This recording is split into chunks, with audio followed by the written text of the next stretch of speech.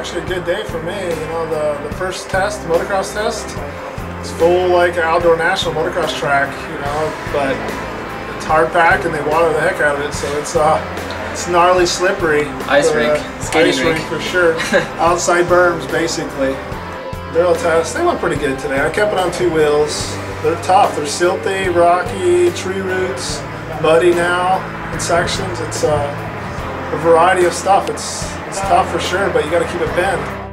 The motocross test didn't treat me so hot today. My times were okay. The first one wasn't too good, but same thing. I mean, we wake up in the morning and I mean, we're stretching and trying to warm up, and we got to go straight into a motocross test that's like ice.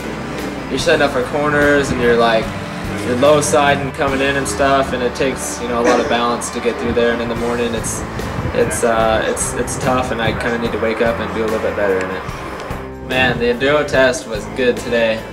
First time through it, I rocked it. I set the hottest time for the day. It was good for me. When I walked it, it was my favorite one, and I knew it was, you know, one of my best and one of my strong ones, and it definitely showed today. Second time through, I crashed, but still had a good time. So as long as I can keep it up, I should be, you know, right there in the running for, you know, winning that test. I like it.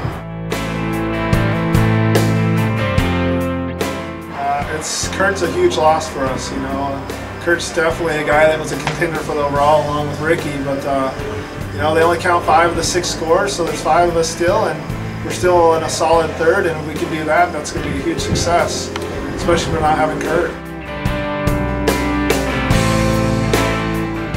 I went in that test today behind him, and I passed him on the road, and he just let me by like we were just play riding him. Well, that was weird, and we get to the end of the test, and he's like, "Was that a test?" And I'm like, "Yeah, dude." And I could immediately tell that he hit his head and was a little loopy, so I told him to go, and I would follow him all the way back to the check.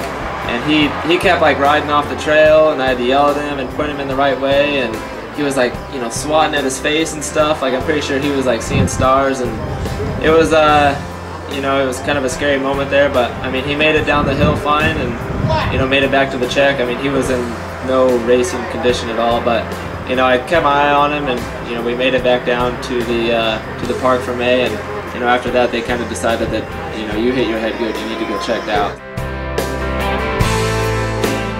Tomorrow's going to definitely be a tougher day. You know, I like the third day versus the first 2 days, but it's going to be rough. You know, the tests are going to be a lot tougher, and you know, we have a good, solid team, which is in, you know, great physical condition. You know, so I think it'll be strong for us. You know, but we're just going to keep plugging along. Day 4, and then we only have 2 left, which I feel confident about. Yeah, I think day 4 should go good. I don't know.